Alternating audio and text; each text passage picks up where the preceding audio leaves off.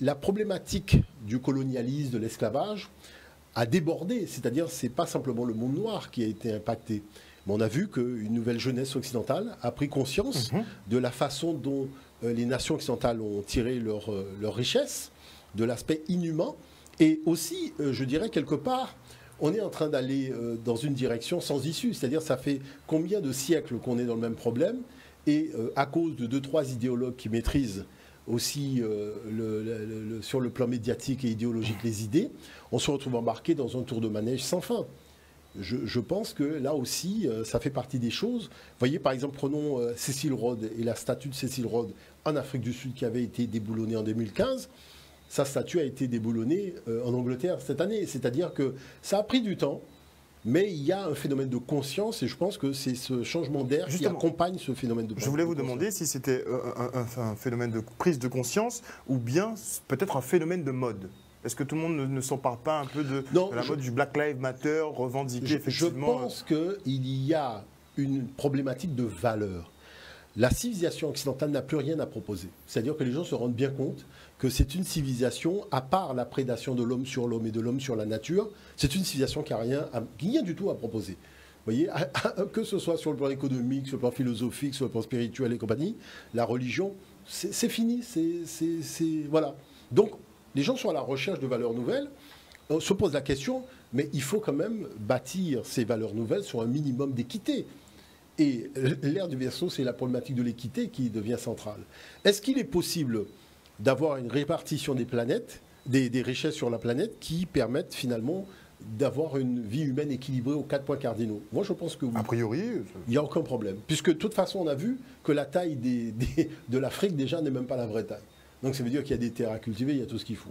Pour être précis pour les téléspectateurs, en fait, on s'est rendu compte que la représentation en 3 dimensions de la Terre avait été un petit peu arrangée et qu'on a réduit effectivement les dimensions de l'Afrique puisque le continent est beaucoup plus vaste. Et on a augmenté par contre les dimensions de l'Europe, ça il faut le dire. Européens. C'est-à-dire la taille de la France n'est pas la vraie taille, la taille de l'Angleterre c'est pas la vraie taille. C'est-à-dire qu'il s'est passé un phénomène assez particulier qui est encore cette vision coloniale en fait du Nord sur le Sud, qui veut apparaître un peu plus gros qu'elle ne l'est. Bon, on sait déjà où ça mène, c'est une affaire de temps. Parce que les civilisations doivent avoir quand même une part d'humilité, et au niveau de l'Occident, on ne voit pas du tout cette humilité. On le voit avec le coronavirus, la façon dont ça a été traité au Brésil, en Amérique et autres. On voit bien qu'il y a une arrogance que peut-être que ces civilisations vont finir pas payer, parce que quand on voit la progression du virus, on est quand même relativement surpris. Et puis on est surpris aussi que ceux qui voulaient aller vacciner en Afrique ne disent pas, ben tiens, il serait peut-être temps aussi de monter des campagnes, de faire des tests de vaccins dans les pays où justement, comme les États-Unis, où on voit que le nombre de cas augmente de façon impressionnante par jour. Ça, c'est quand même important. Plus de 50 000 cas par jour aux États-Unis en ce moment, à l'heure où on parle. Totalement. Moi, ce que je trouvais, c'est peut-être intéressant de voir le premier document, si on peut le regarder sur toutes les statues qui ont été déboulonnées, parce qu'il y a un enseignement là. Ah oui. Oui, totalement. Ça a surpris et ça a choqué le monde entier, mais la vague est partie. Est-ce qu'on peut avoir le premier document? Le premier document.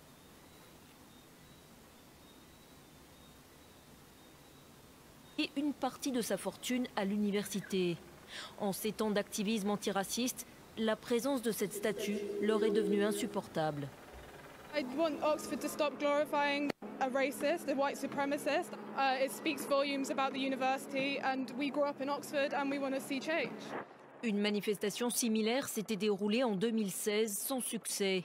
Mais la colère a redoublé depuis la mort par asphyxie de l'Afro-américain George Floyd. Le drame a relancé le débat sur le racisme et le passé colonial du Royaume-Uni. The whole empire. All of Britain, universities, cities, industry was all built on materials, resources and wealth taken from other parts of the world. Un passé que de nombreux Britanniques veulent cesser de mettre en valeur. Sous la pression populaire, la statue du marchand esclavagiste Robert Milligan a été retirée à Londres. Même chose pour la statue d'un autre marchand d'esclaves, Edward Colson, qui a fait l'objet d'un déboulonnage spectaculaire à Bristol. Un mouvement qui a aussi fait des émules à Anvers, où une statue du roi Léopold II, symbole du régime colonial belge, a été dégradée puis enlevée. Mais aussi aux États-Unis, à Louisville dans le Kentucky, ou en Virginie, où la figure du navigateur Christophe Colomb a été vandalisée puis jetée dans un lac. Alors, on voit justement qu'au niveau international, les déboulonnages de statues sont limite légitimés par les policiers, par les gouvernements, limite. Et en France, on voit que c'est un peu l'effet contraire. On accable un peu justement les auteurs de ces déboulonnages, quitte voire à les traduire en justice même. Alors, c'est très intéressant, c'est très révélateur d'un certain climat idéologique. Je dirais, ce qui se passe dans les pays anglo-saxons n'est pas vraiment suivi des faits au niveau de la France, au niveau de tous ceux qui ont l'habitude de s'exprimer sur des problématiques de droits de l'homme et de valeurs de la République et autres. Là, tout le monde est aux abonnés absents. Bon. C'est-à-dire qu'aujourd'hui, il y a une problématique de fond. Cette problématique de fond, c'est que, vous voyez, même si aux États-Unis, il n'y a pas eu vraiment de loi pour le moment pénalisant la problématique de l'esclavage, il y a, en tout cas, on voit que la mort de Floyd a déclenché une espèce de prise de conscience de y'en a marre. C'est-à-dire que les gens se sont dit, bon, écoute, on ne va pas en sortir de cette affaire-là. À un moment, il faut descendre dans la rue et dire qu'il y en a assez. Et là, on a vu, effectivement, même en Angleterre, des élus prendre la décision d'enlever des statues parce qu'ils se sont dit, cette statue, en fait, sa place, c'est au musée, c'est pas dans le centre-ville. En France, on est dans du grand n'importe quoi. Et je vais vous faire écouter, justement, Mona Ozouf, qui est philosophe et historienne. On raconte n'importe quoi. Il faut savoir que le principe déjà de l'histoire, comme le dit Paul Ricoeur, c'est le fait de faire accéder les populations à la dignité de l'objectivité. On n'y est pas. C'est-à-dire qu'aujourd'hui, on a deux problématiques de fond au niveau de l'histoire coloniale et esclavagiste en France. C'est que, premièrement, les matériaux historiques émanent de gens impliqués dans le crime. C'est-à-dire quand on vous dit tel armateur négrier, il est impliqué dans le crime. Quand on vous dit tel colon, il est impliqué dans le crime. Donc, on sait que ce sont des matériaux partisans. Il n'y a plus d'objectivité dans ce... Ultra-partisan. Ultra-partisan. Et on présente cela comme une source historique. Comme la vérité. C'est au-delà du réel. C'est-à-dire que là, on est dans du grand n'importe quoi. Et arriver à en faire entendre raison là-dessus, c'est quand même, je dirais, un peu des fois la croix et la bannière. Mais il y a une chose qu'on sait, c'est que l'histoire étant écrite par le vainqueur, on a un deuxième problème, c'est que la France est juge et partie. Vous allez devant les tribunaux, la France est à la fois juge et en même temps elle est partie. Donc, on n'a pas la possibilité d'avoir justement cette objectivité, parce qu'elle est impliquée dans le crime. Justement, on a cet exemple de la statue de Colbert qui trône devant l'Assemblée nationale. Il faut comprendre une chose. Moi, je vais dire une chose qui est vraiment très importante. Il ne s'agit pas d'un crime contre l'Afrique, il s'agit d'un crime contre l'humanité. Lorsque Macron était en campagne, lui-même a rappelé que la colonisation est aussi un crime contre l'humanité. Donc lorsqu'on parle du crime contre l'humanité, on ne peut pas renvoyer le débat à un aspect partisan. Parce que l'humanité, c'est-à-dire tout le monde humain est concerné par ce crime. Donc on ne peut pas venir dire aujourd'hui qu'on trouve normal d'avoir la statue de quelqu'un qui est impliqué et actif dans un crime contre l'humanité. C'est-à-dire que la personne est en cécité mentale lorsqu'elle vient à la télévision dire ça. Moi, je vais vous faire écouter d'ailleurs. Écoutons Mona Ozouf, qui est le document 2, parce que c'est intéressant de voir comment on est véritablement dans une perte de conscience humaine, et c'est ce qui est en train d'arriver aujourd'hui. On regarde le deuxième document. Très réservé quand même. Autant je comprends parfaitement le déboulonnement de la statue d'un tortionnaire par un peuple qui vient de vivre une période affreuse de despotisme. Je comprends ça très bien. En revanche, je ne suis pas absolument sûre que démeubler notre espace des statues anciennes soit une très bonne idée. D'abord parce que je n'aimerais pas du tout, pour ma part, vivre dans un pays où les rues n'auraient pas de nom et simplement des numéros. Je crois qu'on ne se rend pas compte assez souvent de la profondeur historique que donne à un peuple le fait de se promener à travers des statues et dans des rues qui portent des noms. Et par ailleurs, le problème, c'est que s'il faut absolument purifier tout notre passé, c'est-à-dire ne garder sur nos places que des êtres absolument parfaits, il va y avoir quand même un déménagement considérable. Et je suis hostile à cela. Je suis hostile au fait que nous devenions un peuple sans image, sans statut, etc. Alors ces statues méritent-elles, évidemment, il y a une célébration dans le fait de poser une statue dans un endroit, il y a aussi un hommage. Mais l'hommage peut être, comment dire, justifié, il peut être corrigé, il peut être contesté. L'exemple qui m'est constamment rappelé, voilà, proposé, c'est bien entendu l'exemple de mon cher Jules Ferry, à qui on doit non seulement l'école primaire gratuite et obligatoire et laïque, mais auquel nous devons toutes les libertés sur lesquelles nous vivons. Parce que dans les 6 petites années où il a exercé le pouvoir, ce que nous lui devons, c'est la liberté de la presse, c'est le journal du matin, quel qu'il soit, que nous achetons, c'est la liberté syndicale, c'est l'élection des maires, point capital de la vie française. Nous lui devons tout ça, nous vivons encore là-dessus. Alors, il a été, nous dit-on, un colonisateur. Il a été en effet un colonisateur sans état d'âme. Il n'a pas été un colonialiste. Ce colonisateur maintenant pourfendu est quelqu'un qui a fait des écoles partout en Algérie, des écoles qu'il appelait tendrement mes filles, les écoles d'Algérie.